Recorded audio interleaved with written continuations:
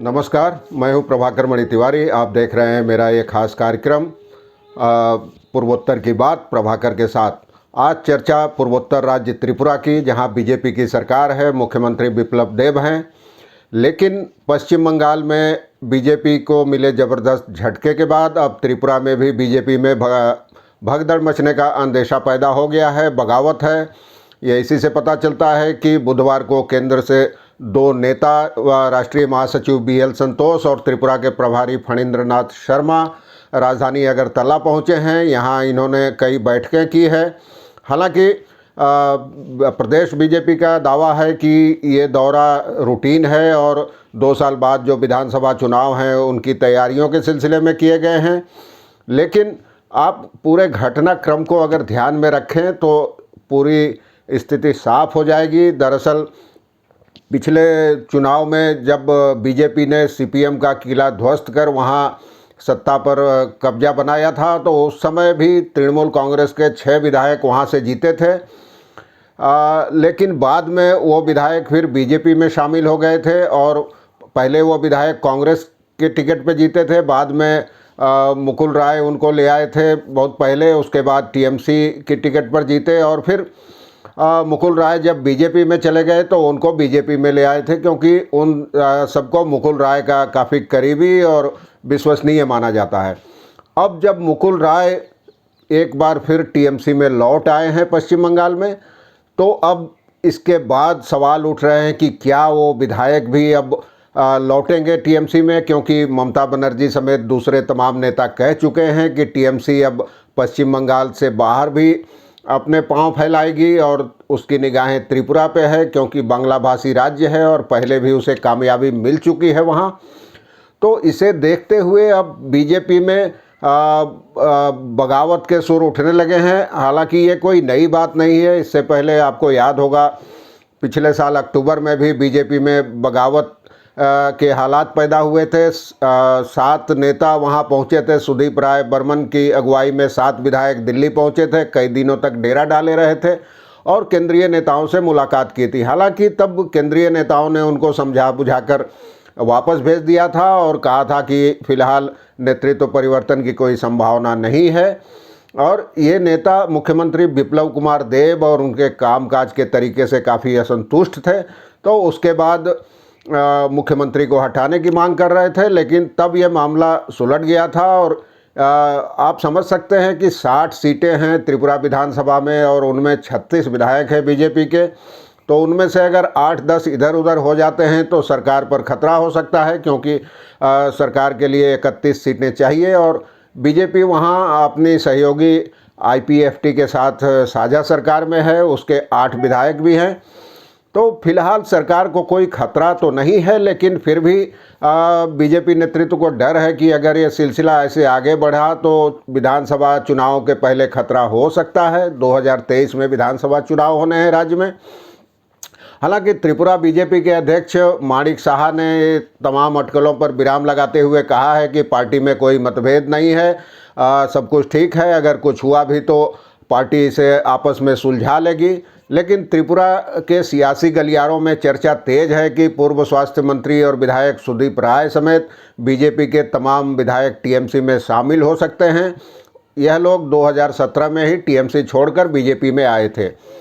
दरअसल इन विधायकों की नाराजगी मुख्यमंत्री बिप्लब देब को लेकर है। जैसा कि मैंने आपको बताया, पिछले साल एक प्रतिनिधिमंडल दिल्ली गया था, दिल्ली में रुका था और सुदीप राय बर्मन के करीबी विधायक हैं। उन्होंने बताया कि फ़िलहाल TMC में जाने की नहीं सोच रहे हैं, पार्टी में मतभेद ज़रूर हैं, तो अब देखा जाए पार्टी इसके लिए क्या करती है। और दूसरी ओर जो TMC के प्रदेश अध्यक्ष हैं आशीष लाल सिंह, उनका कहना है कि इन नेताओं की वापसी के बारे में कोई फैसला ममता बनर्जी ही करेंगी और उनका दावा है कि पिछले 2 सप्ताह में 1000 से ज़्यादा लोगों ने TMC की सदस्यता ली है। यह लोग पहले BJP और CPM के सदस्य थे। दूसरी ओर बीजेपी का दावा है कि ऐसा कुछ नहीं है, सब कुछ ठीक है। और लेकिन मुकुल राय को त्रिपुरा का एक बड़ा खिलाड़ी माना जाता है, संगठन के आदमी हैं। पश्चिम बंगाल में TMC की जड़ें जमाने में उनकी भूमिका काफ़ी अहम रही है। त्रिपुरा में भी TMC के विस्तार में उनकी भूमिका काफ़ी अहम रही है। 2017 में वो 6 कांग्रेसी विधायकों को टीएमसी में ले आए थे, तब कांग्रेस ने लेफ्ट के साथ गठबंधन किया था। उसके बाद ही मुकुल राय इन विधायकों को बीजेपी में लेके आए थे। अब वो बीजेपी ने, टीएमसी ने बंगाल में बीजेपी को पटखनी देने के बाद ऐलान किया है कि वो दूसरे प्रदेशों में विस्तार करेगी। जाहिर है उसकी तात्कालिक निगाह पूर्वोत्तर पर है, त्रिपुरा पर है, और वहाँ कई विधायक नाराज हैं। विप्लव देव से ये भी आ सकता है। 2018 में त्रिपुरा में बीजेपी ने बहुत बढ़िया प्रदर्शन किया था और मानिक साहा की लेफ्ट सरकार जो 25 साल से सत्ता में थी उसको हराकर सत्ता पाई थी। और अब माना जाता है, राजनीतिक हलकों में चर्चा है कि बगावत की खबरें तो लंबे समय से आ रही है, तो हो सकता है अभी नहीं तो कुछ महीने बाद ये विधायक लौट सकते हैं टीएमसी में। और बीजेपी के एक नेता ने बताया कि संतोष जी से मुलाकात हुई है और प्रदेश अध्यक्ष को बदलने की मांग उठी है। ऐसा अध्यक्ष हमने कहा है देने को जो संगठन को मजबूत रख सके। मौजूदा अध्यक्ष माणिक साहा अच्छे आदमी हैं, लेकिन संगठन को एक और मजबूत अध्यक्ष चाहिए जो ये बगावत और भगदड़ रोक सके। और फिलहाल दोनों नेता अलग अलग समूहों में तमाम गुटों के साथ बैठक कर रहे हैं। ये दौर चल रहा है और पहले भी दिल्ली पहुंचे थे विधायक, तो कई बातें हुई थी। उनमें विप्लव देव के खिलाफ कई शिकायतें की थी उन लोगों ने, और लेकिन तब केंद्र ने दखल देने से इनकार कर दिया है। इसकी वजह है कि अभी 2.5 साल हुए थे सरकार को सत्ता में, करीब 2 साल से कुछ दिन ज़्यादा हुए थे। उन्होंने राज्य के प्रभारी, केंद्रीय नेतृत्व ने राज्य के प्रभारी विनोद सोनकर को यह मामला सुलझाने के लिए कहा था और तब किसी तरह इन विधायकों को समझा बुझाकर वापस भेजा गया था।